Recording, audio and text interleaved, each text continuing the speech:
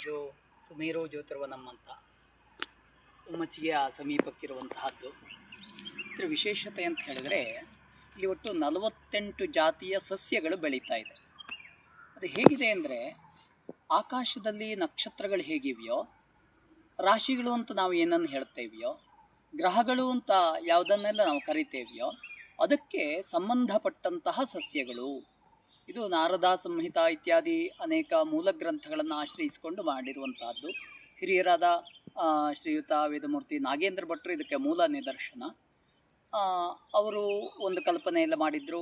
ಅದನ್ನು ನಾವು ಏನು ಮಾಡಿದ್ವಿ, ಸ್ವಲ್ಪ ಗಣಿತಕ್ಕೆ ಸಂಬಂಧ ಕೊಟ್ಟು ಆಕಾಶ ಪರಿಕಲ್ಪನೆಗೆ ಸಂಬಂಧಪಟ್ಟು ಈ ರೀತಿಯಲ್ಲಿ ಮಾಡ್ಕೊಂಡು ಹೋಗಿದ್ದೇವೆ. ಇದರಲ್ಲಿ 12 ರಾಶಿಗೆ ಸಂಬಂಧಪಟ್ಟ 12 ವೃಕ್ಷಗಳಿವೆ. ಈಗ ಮೇಷರಾಶಿಗೆ ರಕ್ತಚಂದನ ಎನ್ನುವಂಥದ್ದು ವೃಕ್ಷ, ಅದೇ ವೃಷಭ ರಾಶಿಗೆ ಹೋಗುವಾಗ ಸಪ್ತಪರ್ಣಿ ಎನ್ನುವಂಥದ್ದು ವೃಕ್ಷ, ಮಿಥುನ ರಾಶಿಗೆ ಹಲಸು ಪನಸ ಅಂತ. ಹೀಗೆ 12 ರಾಶಿಗೆ 12 ವೃಕ್ಷಗಳು. ಅದು ಇಲ್ಲಿಯ ಹೊರ ಸುತ್ತಿನಲ್ಲಿದೆ. ಎರಡನೇ ಸುತ್ತಿನಲ್ಲಿ ಅಶ್ವಿನ್ಯಾದಿ 27 ನಕ್ಷತ್ರಗಳ ವೃಕ್ಷಗಳಿದೆ. ಅಶ್ವಿನಿ ನಕ್ಷತ್ರಕ್ಕೆ ಕಾಸರ್ಕ ಎನ್ನುವಂಥದ್ದು ವೃಕ್ಷ, ಭರಣಿ ನಕ್ಷತ್ರಕ್ಕೆ ನೆಲ್ಲಿ ಅಂದರೆ ಧಾತ್ರಿ ಅಂತ ಹೇಳ್ತೇವೆ, ಕೃತ್ತಿಕಾ ನಕ್ಷತ್ರಕ್ಕೆ ಅತ್ತಿ. ಹೀಗೆ ಅಶ್ವಿನಿ ಭರಣಿ ಕೃತ್ತಿಕಾ ಪಾದೋ ಮೇಷಃ. ಅಶ್ವಿನಿ ನಕ್ಷತ್ರ ಭರಣಿ ನಕ್ಷತ್ರದ 4 ಪಾದಗಳು ಮತ್ತು ಕೃತ್ತಿಕಾ ನಕ್ಷತ್ರದ 1 ಪಾದವನ್ನು ಸೇರಿದಾಗ ಅವರದ್ದು ಮೇಷರಾಶಿಯಾಗಿರುತ್ತದೆ. ಆದ್ದರಿಂದ ಇಲ್ಲಿ ನಾವು ನೆಟ್ಟಿರುವಂಥದ್ದು ಕೂಡ ಅದೇ ರೀತಿಯಲ್ಲಿದೆ. ಹೇಗೆ ಜಾತಕ ಕುಂಡಲಿಯಲ್ಲಿ ಒಂದೊಂದು ರಾಶಿ ಇರ್ತದೆಯೋ, ಅಥವಾ ಆಕಾಶದಲ್ಲಿ ನೋಡಿದಾಗ ನಾವು ಹೇಗೆ ಒಂದಾದ ಮೇಲೆ ಒಂದು ನಕ್ಷತ್ರ ಉದಿತವಾಗ್ತಾ ಇರ್ತದೆಯೋ, ಅದೇ ರೀತಿಯಲ್ಲಿ ಇಲ್ಲಿ ನಾವು ನೆಟ್ಕೊಂಡು ಹೋಗಿದ್ದೇವೆ. ಹೀಗೆ ಎರಡನೇ ಸುತ್ತಿನಲ್ಲಿ ನಕ್ಷತ್ರಕ್ಕೆ ಸಂಬಂಧಪಟ್ಟ 27 ವೃಕ್ಷಗಳಿವೆ. ಇನ್ನು ಇಲ್ಲಿ ನೋಡ್ತಾ ಇರುವಂಥದ್ದು ಇದು ಮೂರನೇ ಸುತ್ತು. ಮೂರನೇ ಸುತ್ತಿನಲ್ಲಿ ಗ್ರಹಗಳಿಗೆ ಸಂಬಂಧಪಟ್ಟ 9 ವೃಕ್ಷಗಳಿವೆ. ಈಗ ಸೂರ್ಯನಿಗಾಗುವಾಗ ಎಕ್ಕೆ, ಶುಕ್ರನಿಗಾಗುವಾಗ ಅಶ್ವತ್ಥ, ಚಂದ್ರನಿಗಾಗುವಾಗ ಪಾಲಾಶ, ಮಂಗಳ ಗ್ರಹನಿಗೆ ಖೈರ ಎಂಬುದಾಗಿ ಹೇಳುತ್ತೇವೆ. ಹೀಗೆ 9 ಗ್ರಹಗಳಿಗೆ 9 ವೃಕ್ಷಗಳು. ಒಟ್ಟು 12 ರಾಶಿಗೆ 27 ನಕ್ಷತ್ರಗಳಿಗೆ ಮತ್ತು 9 ಗ್ರಹಗಳಿಗೆ ಸಂಬಂಧಪಟ್ಟು 48 ವೃಕ್ಷಗಳು ಇಲ್ಲಿ ಬೆಳೀತಾ ಇವೆ. ಇದನ್ನು ತಾವುಗಳು ಯಾವತ್ತೂ ಕೂಡ ಅವಲೋಕನವನ್ನು ಮಾಡಬಹುದು. ಅದರ ಜೊತೆಯಲ್ಲಿ ಇದರ ಮಧ್ಯದಲ್ಲಿ ಒಂದು ಕುಟೀರ ಅಂತ ನಿರ್ಮಾಣ ಮಾಡಿದ್ದೇವೆ. ಇದು ಸಾಮಾನ್ಯ ನೋಡಲಿಕ್ಕೆ ಕುಟೀರ ಅಂತ ಅನಿಸುತ್ತೆ, ಆದರೆ ಇದರ ಒಳಭಾಗದಲ್ಲಿ ನಾವು ಸ್ವಲ್ಪ ಬೌದ್ಧಿಕವಾಗಿ ವಿಮರ್ಶೆಯನ್ನು ಮಾಡಿದಾಗ, ಶಾಸ್ತ್ರೀಯವಾಗಿ ಚಿಂತನೆಯನ್ನು ಮಾಡಿದಾಗ, ವೈಜ್ಞಾನಿಕವಾಗಿ ಅವಲೋಕನವನ್ನು ಮಾಡಿದಾಗ ತುಂಬ ವಿಷಯಗಳಿವೆ. ಒಂದು, ಸೂರ್ಯನ ಸಂಚಾರ ಇಡೀ ನಮ್ಮ ಬ್ರಹ್ಮಾಂಡದಲ್ಲಿ ಹೇಗಾಗುತ್ತೋ ಅದನ್ನು ಪ್ರತಿನಿಧಿಸುವಂತಹ ಕುಟೀರ. ಅಂದರೆ ಅಲ್ಲಿ ಕಂಬಗಳಿವೆ, ಅದು 12 ಕಂಬಗಳಿವೆ. ಅದು 12 ರಾಶಿಯ ಸಂಕೇತವಾದರೆ ಮಧ್ಯದಲ್ಲಿರುವ 2 ಕಂಬಗಳು ಸರಿಯಾಗಿ ಸೂರ್ಯನ ಇಕ್ವಿಟಾರ್ ಅಂದರೆ ಭೂಮಧ್ಯ ರೇಖೆಗೆ ಸೂರ್ಯ ಬಂದಿರುವಾಗ, ಅದೇ ರೀತಿಯಲ್ಲಿ ಮಕರ ಸಂಕ್ರಾಂತಿಗೆ ಸೂರ್ಯ ಬಂದಿರುವಾಗ, ಹಾಗೆ ಕರ್ಕಾಟಕ ಸಂಕ್ರಾಂತಿಗೆ ಸೂರ್ಯ ಬಂದಿರುವಾಗ ಅದರ ನೆರಳು ಅದೇ ರೀತಿಯಲ್ಲಿ ಹೋಗ್ತದೆ. ಒಟ್ಟು ಆ 2 ಕಂಬಗಳ ಮಧ್ಯದಲ್ಲಿ ಸೂರ್ಯನ ಸಂಚಾರ ಇದೆ ಎನ್ನುವಂಥದ್ದನ್ನು ತಿಳಿಸಿಕೊಡುತ್ತೆ. ಹಾಗೆ ಪ್ರತಿಯೊಂದು ಕಂಬದ ಒಂದು ಆ್ಯಂಗಲ್ ಉತ್ತರ ದಿಕ್ಕಿನಲ್ಲಿ ನೋಡಿದಾಗ ಧ್ರುವ ನಕ್ಷತ್ರವೇ ಕಾಣುತ್ತೆ. ಆ ರೀತಿಯಲ್ಲಿದೆ.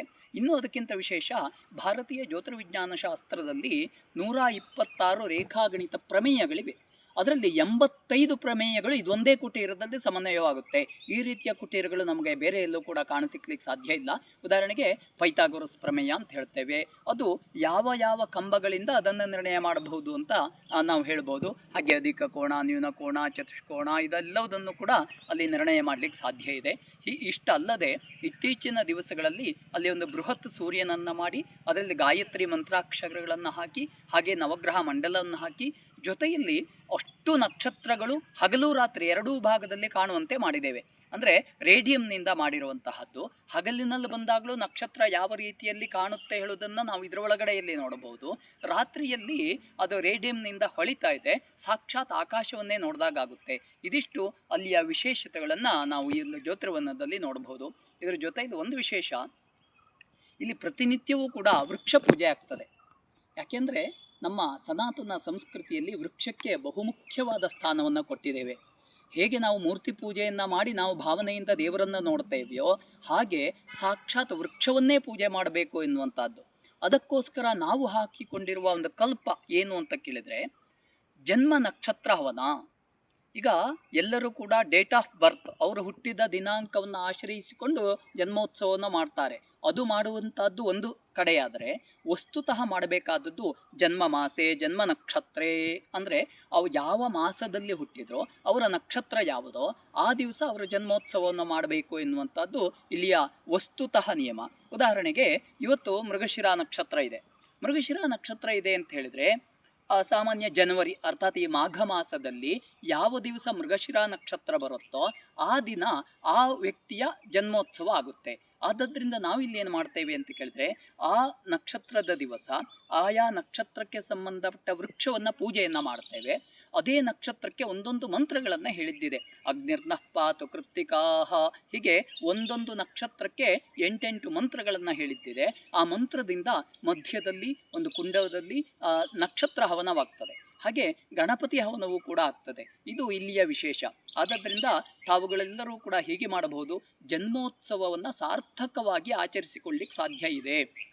ನಿಮ್ಮ ಜನ್ಮ ದಿವಸದ ಜನ್ಮ ಮಾಸದ ನಕ್ಷತ್ರದ ದಿನ ಇಲ್ಲಿ ನಮ್ಮದೊಂದು ಟ್ರಸ್ಟ್ ಇದೆ. ಈ ಟ್ರಸ್ಟಿಗೆ 501 ರೂಪಾಯಿಯನ್ನು ತಾವುಗಳು ದೇಣಿಗೆಯನ್ನು ಇಟ್ಟರೆ ಇಲ್ಲಿ ಪ್ರತಿನಿತ್ಯ ಅಂದರೆ ನಿಮ್ಮ ಜನ್ಮ ದಿವಸದ ದಿನ ಇಲ್ಲಿ ನಿಮ್ಮ ಸಂಕಲ್ಪದಲ್ಲಿ ನಕ್ಷತ್ರ ವೃಕ್ಷ ಪೂಜೆ, ನಕ್ಷತ್ರ ಮಂತ್ರ ಹವನ ಮತ್ತು ಗಣಪತಿ ಹವನವಾಗ್ತದೆ. ಇದಕ್ಕೆ ತಾವುಗಳು ಈ ರೀತಿಯೆಲ್ಲ ಮಾಡಿ ಶಾಸ್ತ್ರಕ್ಕೆ ಉಪಕಾರವನ್ನು ಮಾಡುವ ಜೊತೆಯಲ್ಲಿ ನಮ್ಮ ವೈಯಕ್ತಿಕ ಜೀವನವನ್ನು ಕೂಡ ಉಜ್ಜೀವನವನ್ನು ಮಾಡಿಕೊಳ್ಳುವಂತಹದ್ದು ಇಲ್ಲಿಯ ಸುಮೇರು ಜ್ಯೋತಿರ್ವನಂನ ಮುಖ್ಯ ಉದ್ದೇಶವಾಗಿದೆ. ಎಲ್ಲರಿಗೂ ನಮಸ್ಕಾರ.